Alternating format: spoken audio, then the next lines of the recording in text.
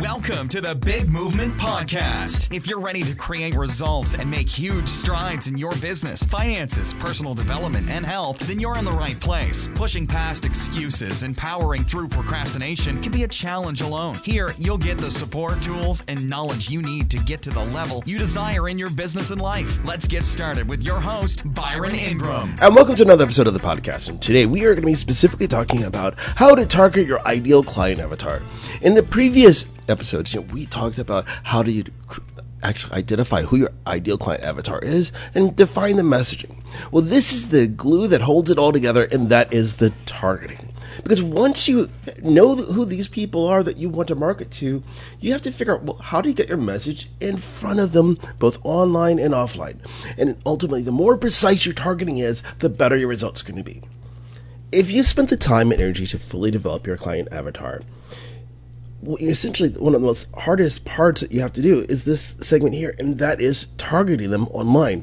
And that's primarily because not everything you identify will directly translate over to something that's targetable on Facebook, which is what we're going to really recommend for you to target your business there. Because for the vast majority of businesses, it's going to be the best platform for you to do this. So in this first stage of this process, what you have to do is determine how do your clients buy their products both online and offline. And you may be wondering, well, why do I need to understand that? Well, it gets into the buying psychology of where do you need to place your message at in order for it to make sense. Because some people, depending on your demographic, they might not even be looking online. In that case, well, then you need to be looking at offline strategies. But in this case here, in terms of online, what is it that they're doing? Do they respond to video more? Do they just like a simple post of what is it that's going to resonate with them? So you have to understand that part of the process. And one of the easiest ways to do that is to look at what's working right now. And that's by analyzing who are the top businesses in your particular niche. You might be thinking, well, why should I look at them? It's simple. If there's a business who is already successful in creating the leads and customers they're wanting from Facebook advertising, you want to look to see, well, what are they doing online?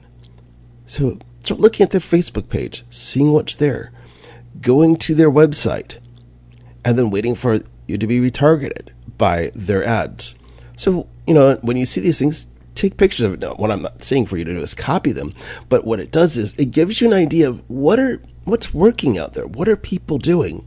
Because if someone's the number one in a particular niche and they're doing a very specific set of things, a good thing to do is model them instead of recreating the wheel. It makes it easier. So the more you can deconstruct the process, the better. Now, outside of that, what you want to do is look at what are the other platforms they're on. But some people might be on Instagram, might be on Twitter, they might be on YouTube, and so forth.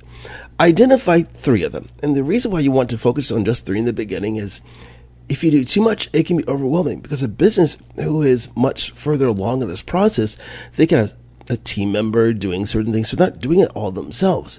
So you want to pick what's going to make the most sense for you. And usually 9 times out of 10, that's going to be Facebook for the average business. So you want to start there, but as you create content, you'll find that many times you can quickly be able to take it over to the other platforms. Such as, let's say you create a video. Well, you could take that video and then you could put it onto, guess what? YouTube. And if it's under 60 seconds, you could put it on Instagram. And the same thing with a picture. You create a picture for Facebook. Hey, look, you put it onto Instagram, and so on. But here's the more important thing about it. Because of this targeting, you know that you're on these platforms, use them. So now to really refine how you target people, and there's more than enough ample training out there to show you how to use this tool. But what I want you to look at is the Audience Insights tool on Facebook. This tool is going to give you all sorts of information about your target audience. And one of the most useful features I find on it tells you what pages your identified audience likes to engage with. You might be thinking, well, why is that useful to you? Well, here's why. Your audience, they're going to have an affinity for liking certain brands, certain types of things. Well, if they're already engaging with these audiences, these pages, well, look to see what type of content's being shared. Look to see what type of posts are getting the most engagement, because that's a pattern. And if you see that, let's say it's yoga, and you see there's certain types of images they really resonate with, or it's real estate and they like certain types of houses and so forth, the way the pictures are, or there's videos.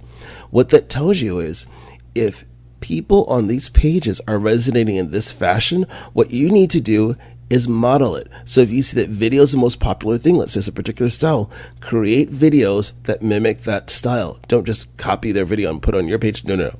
But you want to create something that looks familiar, because what this does at the subconscious level to someone, think, that looks familiar. Okay, great. So in terms of that targeting, this is truly helpful because you know it's already working. But another feature of this that I find extremely powerful is the device usage. Because I want to know, aren't most people using a mobile device? And, more and more today, that's going to be the case. But this really just helps you understand for your particular audience, are they using mobile more than anything else? So when you're going to be creating content, you're going to be creating your offers and to target them with, you want to be keeping that in the back of your mind. If they're looking at this on a mobile device, what would their experience be? Because you could have so much more real estate on a desktop or a laptop or a tablet, but if they're on a phone, it looks so different. So you have to think about that. What do you say? So someone, when they see this on that mobile device, go, oh, okay, well, this makes sense. There's a wide variety of other benefits and features in there. You can tell you buying patterns, of what percentage of your audience is married versus single versus widowed versus divorced, college educated, and so on. And that's really an important one when you're looking at it in terms of the education level, because with the language you're using, you don't want to talk over someone's head.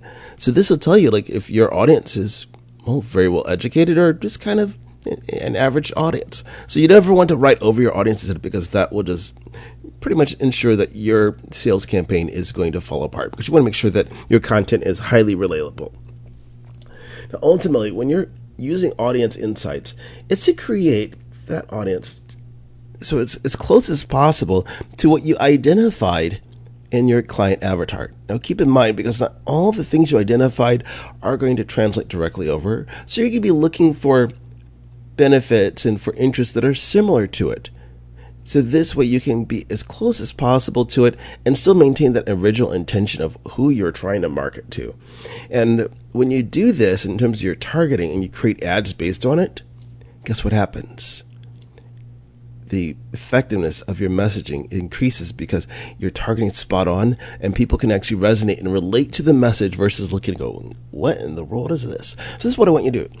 Take a moment and just do a search on Google or just to type in audience insights so you can get an experience of it. So you can just play around with it and see, what goes into it, what doesn't. So you can begin creating your audiences for your business. And once you do that, then you can start running ads that are going to be more effective than they were if just hitting the boost button without really doing any type of targeting. So the more you do this, the more effective your ads are going to be. And if you found that this episode is really helpful, do me a huge favor and click on that share button, because there's someone out there who can use this information to help them market their business online with Facebook advertising. And once you do that, do me a huge favor, hop on over to iTunes and leave me a great review on this podcast, because every review counts in terms of helping with this podcast ranking higher in the iTunes. And go out there, run some ads, and get your avatar going, because guess what? There's someone out there who's waiting to do business with you. They just need to know that you're there. Thanks for listening to the Big Movement Podcast today. And be sure to subscribe so you don't miss an episode. Now that you've surely been inspired to take your entrepreneurial career and business to the next level, you can stop by the website and get more. And if you're ready to boost your business brand, be sure to grab your free report, 7 Easy Steps to Build Your Brand Today.